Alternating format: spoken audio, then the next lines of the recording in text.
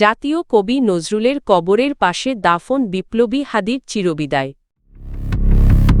হাদি হত্যার তদন্তের অগ্রগতি জানাতে সমন্বিত সংবাদ সম্মেলন। ভোটে সর্বাত্মক প্রস্তুতি নিচ্ছে বিএনপি। চাই নির্বাচন ফেব্রুয়ারিতেই হোক, জামায়াত আমির। ভোট দিতে ৫.৫ লাখেরও বেশি প্রবাসীর নিবন্ধন।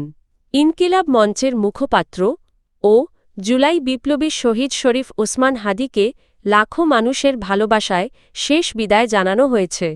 শনিবার বিকেল ৩:৩০টার দিকে ঢাকা বিশ্ববিদ্যালয়ের কেন্দ্রীয় জামে মসজিদ সংলগ্ন জাতীয় কবি কাজী নজরুল ইসলামের কবরের পাশে তাঁকে দাফন করা হয়। এর আগে দুপুর ২টায় জাতীয় সংসদ ভবনের দক্ষিণ প্লাজায় তাঁর জানাজা অনুষ্ঠিত হয়। জানাজায় ইমামতি করেন হাদির বড় ভাই ড মাওলানা আবু বকর সিদ্দিক। জানাজায় প্রধান উপদেষ্টা অধ্যাপক ড মুহাম্মদ ইউনুস সহ বিভিন্ন রাজনৈতিক দলের শীর্ষ নেতারা অংশ নেন।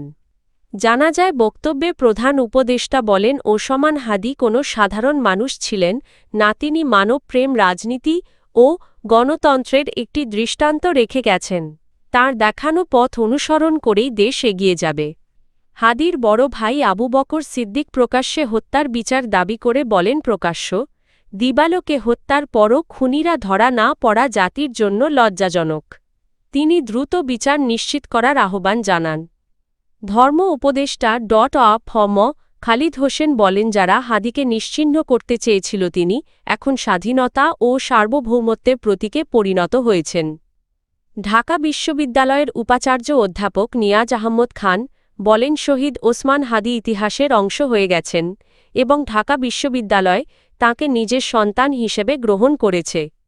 দাফনের সময় হাদির সহকর্মী ও সমর্থকেরা অশ্রুসিক্ত হয়ে তাঁর স্বপ্ন বাস্তবায়নের শপথ নেন।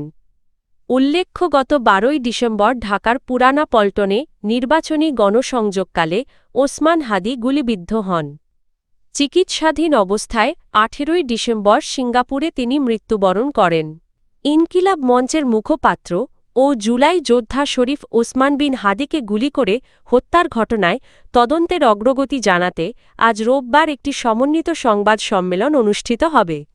এতে র্যাব, পুলিশ ও বিজিবির সংশ্লিষ্ট কর্মকর্তারা অংশ নেবেন।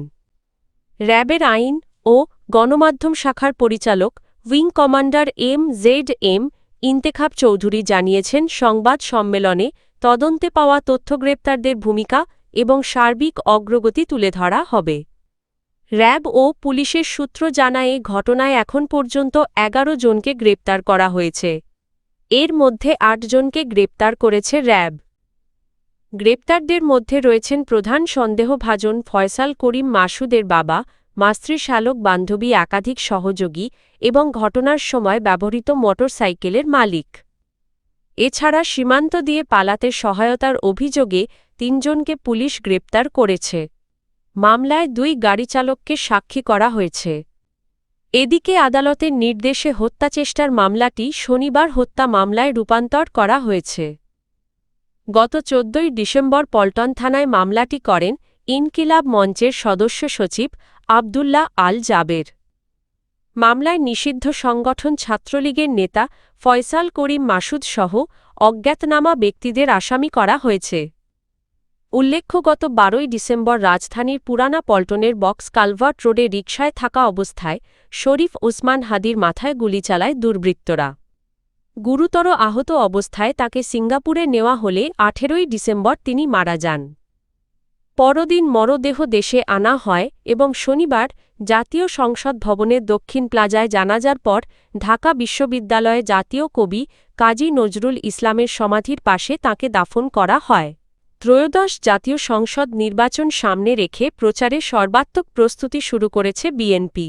এর অংশ হিসেবে ২৭২টি আসনে দলীয় প্রার্থীদের নিয়ে মতবিনিময় ও কর্মশালা শনিবার শেষ করেছে দলটি। যেসব আসনে এখনও প্রার্থী ঘোষণা হয়নি, সেসব আসনে সম্ভাব্য প্রার্থীদের তালিকা চূড়ান্ত করার কাজ চলছে। দলীয় সূত্র জানায়, বাগেরহাট জেলার ৪টি আসনে প্রার্থী প্রায় চূড়ান্ত হয়েছে।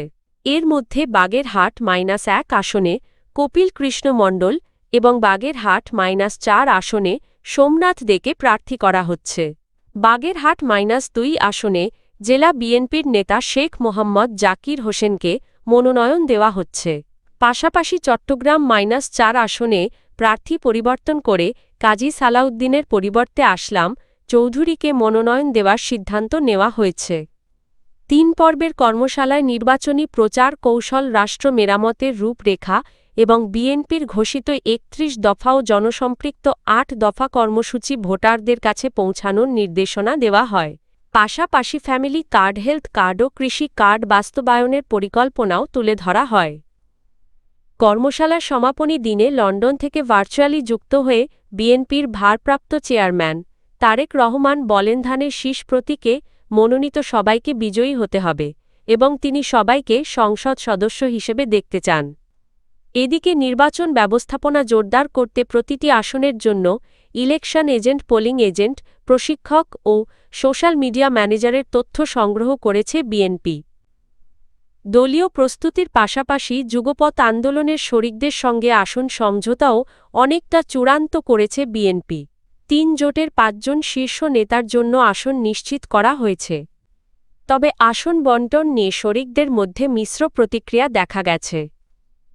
বিএনপির শীর্ষ নেতারা জানিয়েছেন, আগামী 2-3 দিনের মধ্যে সংবাদ সম্মেলনের মাধ্যমে শরিকদের সঙ্গে আসন সমঝোতার চূড়ান্ত ঘোষণা দেওয়া হবে। ত্রয়োদশ জাতীয় সংসদ নির্বাচন আগামী বছরের ফেব্রুয়ারি মাসে নির্ধারিত সময়ে অনুষ্ঠিত হবে, এমন প্রত্যাশা ব্যক্ত করেছেন জামায়াতে ইসলামীর আমির ডা. শফিকুর রহমান। আজ ফজর নামাজের পর ঢাকা বিশ্ববিদ্যালয়ের কেন্দ্রীয় মসজিদের পাশে ইনকিলাব মঞ্চের মুখপাত্র শহীদ শরীফ ওসমান হাদির কবর জিয়ারত শেষে তিনি কথা বলেন। ডা. শফিকুর রহমান বলেন, শরীফ ওসমান হাদির হত্যাকারীরা মূলত বাংলাদেশেরই শত্রু। তিনি বলেন, হাদি দেশের স্বাধীনতা, সার্বভৌমত্ব ও নিজস্ব সংস্কৃতির পক্ষে কথা বলতেন এবং অপসংস্কৃতির বিরুদ্ধে অবস্থান নিয়েছিলেন। তিনি আরও বলেন, হাদি কখনো কারও ওপর জুলুম করেননি, বরং সবসময় ইনসাফের কথা বলেছেন, এমনকি শত্রুর প্রতিও অন্যায় না করার বার্তা দিয়েছিলেন। মানুষের ভালোবাসা অর্জন করাই হয়তো কারও জন্য অসহ্য হয়ে উঠেছিল বলেই তাকে পরিকল্পিতভাবে হত্যা করা হয়েছে। নির্বাচন প্রসঙ্গে জামায়াত আমির বলেন, ফেব্রুয়ারিতেই নির্বাচন অনুষ্ঠিত হবে, এ ব্যাপারে তাঁরা আশাবাদী। সুষ্ঠু, নিরপেক্ষ ও জনগণের কাছে গ্রহণযোগ্য নির্বাচন নিশ্চিত করতে জামায়াতে ইসলামী সব ধরনের সহযোগিতা অব্যাহত রাখবে বলেও জানান তিনি। ত্রয়োদশ জাতীয় সংসদ নির্বাচন ও গণভোটে অংশ নিতে বিশ্বের বিভিন্ন দেশ থেকে পোস্টাল ভোট বিডিএপের মাধ্যমে এ পর্যন্ত 5.5 লাখের বেশি প্রবাসী বাংলাদেশি ভোটার নিবন্ধন করেছেন। রবিবার সকাল 9টা 55 পর্যন্ত নির্বাচন কমিশনের ইসি ওয়েবসাইটে প্রকাশিত পোস্টাল ভোটিং আপডেট অনুযায়ী মোট নিবন্ধিত ভোটারের সংখ্যা 5,54,130 জন।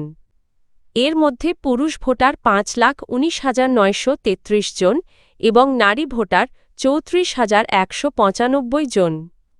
এর আগে 18 ডিসেম্বর রাত 11টা 59 পর্যন্ত বিশ্বের সব দেশের প্রবাসী বাংলাদেশিদের জন্য পোস্টাল ভোট বিডিএপের মাধ্যমে ভোটার নিবন্ধন কার্যক্রম উন্মুক্ত রাখা হয়। নির্বাচন কমিশনের কর্মকর্তারা মনে করছেন, প্রবাসীদের এই অংশগ্রহণ নির্বাচনী প্রক্রিয়ায় নতুন মাত্রা যোগ করবে এবং ভোটাধিকার প্রয়োগে প্রবাসী বাংলাদেশিদের আগ্রহের প্রতিফলন ঘটাবে।